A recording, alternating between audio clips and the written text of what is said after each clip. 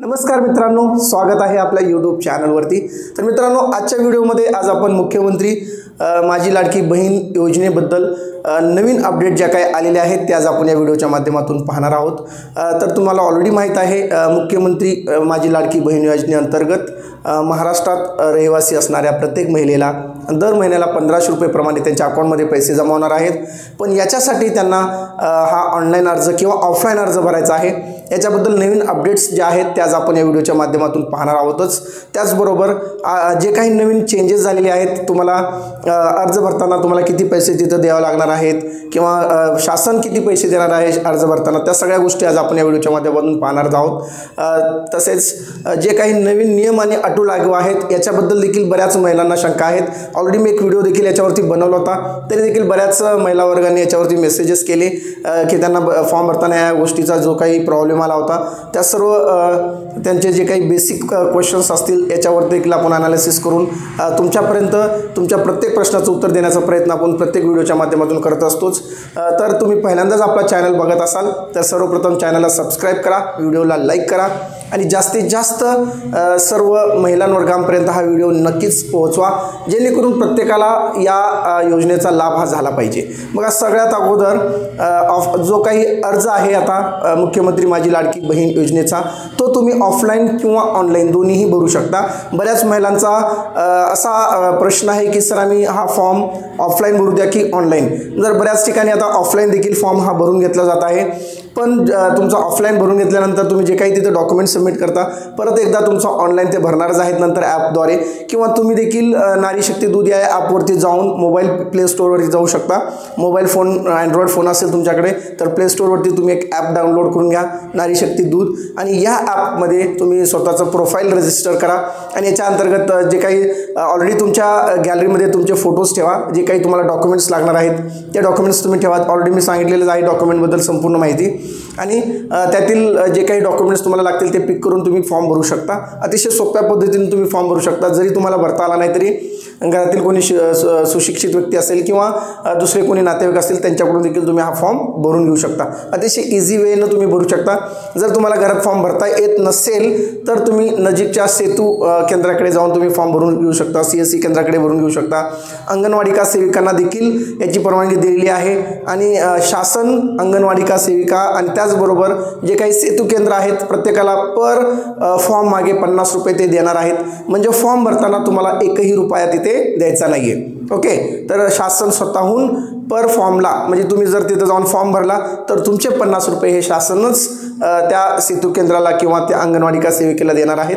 त्यामुळे कुठलीही काळजी न करता तुम्ही जाऊन फॉर्म भरून घेऊ शकता।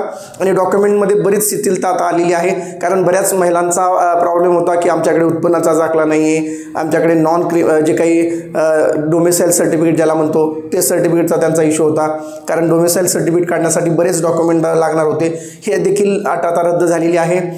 त्यासोबत जे काही तुमचा उत्पन्नाचा दाखला लागणार होता त्याच्याऐवजी तुमचं रेशन कार्ड त्याला चालणार आहे डोमिसाईलच्या जागी, आणि उत्पन्नाचा दाखला जर तुमच्याकडे नसेल तरी देखील चालून जाईल। तुमचं पिवळं रेशन कार्ड असेल किंवा केसरी रेशन कार्ड असेल त्याचा फ्रंट पेज तुम्ही झेरॉक्स तिथं देऊ शकता। आणि त्याचसोबत बऱ्याच महिलांचा अजून एक डॉक्युमेंटमध्ये काय इश्यू होता बघा, ज्यांचं उत्पन्न 2.5 लाखापेक्षा कमी आहे पण बऱ्याच महिलांना 2.5 लाखाचं उत्पन्न दाखवता आलेलं नाही, त्यामुळे तुम्ही तिथे रेशन कार्ड देखील पुरवू शकता। पण ज्यांच्या घरामध्ये टॅक्स भरत आहेत किंवा गव्हर्नमेंट सर्वंट आहेत अशांना या योजनेचा लाभ कदापि घेता येणार नाही आहे। ते सगळ्यात महत्त्वाचं आहे, कारण तुम्ही ऑलरेडी जर income tax form ITR return भरत असेल तर घरातील कुठलाही एक व्यक्ती जर भरत असेल तर तुम्हाला या योजनेचा लाभ घेता येणार नाही आहे। पण बाकीचं अजून बऱ्याच गोष्टी याच्यातून वगळल्या आलेल्या आहेत, कारण बऱ्याच महिलांचा प्रॉब्लेम होता शेतीची अट कम्प्लिटली आता वगळण्यात आलेली आहे।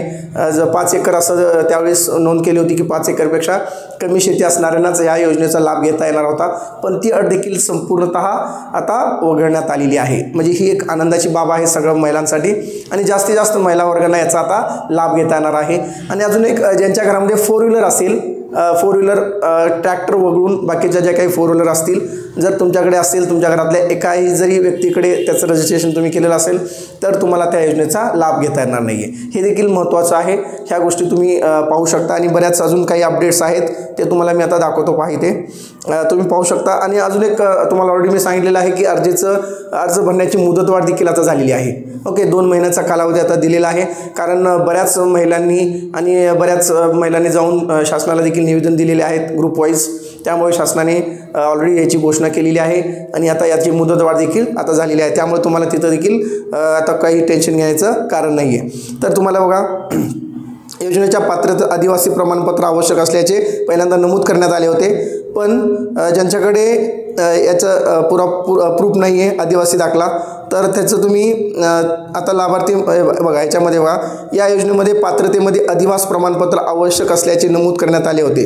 आता लाभार्थी महिलेकडे आदिवासी प्रमाणपत्र उपलब्ध नसल्यास त्याऐवजी 15 वर्षापूर्वीचे रेशन कार्ड तुम्ही दाखवू शकता, मतदार ओळखपत्र, शाळा सोडल्याचं प्रमाणपत्र किंवा जन्म दाखला. या 4 पैकी एक जरी तुमच्याकडे डॉक्युमेंट असेल तरी तुमचं काम होऊन जाणार आहे. त्यामुळे जास्त टेन्शन नाही घ्यायचं तुम्हाला. आधार कार्ड महत्त्वाचं आहे, तुमचं रेशन कार्ड महत्त्वाचं आहे, त्याचबरोबर तुमचं बँक पासबुक लागणार आहे आणि फोटो तुम्हाला लागेल. ओके, आणि उत्पन्नाची अट देखील आता वगळलेली आहे. तुम्ही बघू शकता इथं 2.5 लाख उत्पन्न दाखला उपलब्ध नसेल तर त्या कुटुंबाकडे पिवळे व केशरी रेशन कार्ड उपलब्ध असल्यास त्याचा उत्पन्नाचा त्यांनी प्रमाणातून त्यांना सूट मिळणार आहे. ते तुम्ही तिथं दाखवू शकता. कुटुंबातील एक पात्र अविवाहित महिलांना सुद्धा या योजनेचा लाभ देण्यात येणार आहे. बघा, हे तर महत्त्वाचं आहे. तर अतिशय महत्त्वाची अपडेट्स आहे कारण याच्यामध्ये बघा बरेच चेंजेस केलेले आहेत. त्यामुळे मॅक्झिमम महिलांना या योजनेचा आता लाभ घेता येणार आहे. पण बऱ्याच महिलांना फॉर्म भरताना देखील थोडेसे प्रॉब्लेम होत आहेत. तर तुम्ही जास्त गोंधळून न जाता तुम्ही नजीकच्या अंगणवाडी सेवेकडे जाऊन फॉर्म भरून घेऊ शकता, सेतू केंद्राकडे जाऊन फॉर्म भरून घेऊ शकता. कारण वेळ अजून वाढलेला आहे. त्यामुळे जास्त गोंधळून न जाता, जास्त पॅनिक न होता तुम्ही कूल होऊन आरामशी फॉर्म भरू शकता. कारण डॉक्युमेंटमध्ये देखील बरीच शिथिलता दिलेली आहे आणि हे जवळपास सगळ्यांकडे हे डॉक्युमेंट्स अवेलेबल असतातच. त्यामुळे आरामात तुमचं फॉर्म तुम्ही फिलअप करू शकता. ओके, आणि याच्यामध्ये तुम्हाला हमीपत्र जोडायचं आहे, जे ऑलरेडी मी तुम्हाला पूर्वीच्या एका व्हिडिओमध्ये देखील दिलं होतं. ऑफलाईन भरताना तुम्हाला कोणत्या पद्धतीचा फॉर्म भरायचा आहे, हमीपत्रामध्ये त्यांनी काय काय नोंदी केलेल्या आहेत त्या सगळ्या तुम्हाला जो काही आपला एक व्हिडिओ होता सुरुवातीचा त्याच्यामध्ये देखील आपण याच्या सगळ्या नियम आणि अटी देखील तुम्हाला तिथं दिलेल्या आहेत. ते तुम्ही जाऊन तिथं पाहू शकता.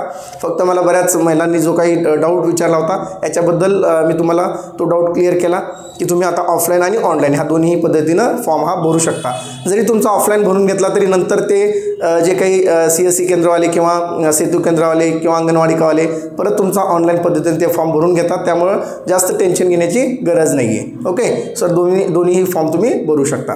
तर मित्रांनो, जर व्हिडिओ आवडला तर व्हिडिओला नक्की लाईक करा आणि अजूनही तुम्ही आपल्या चॅनलला सबस्क्राईब केलं नसेल तर चॅनलला सबस्क्राईब करून घ्या.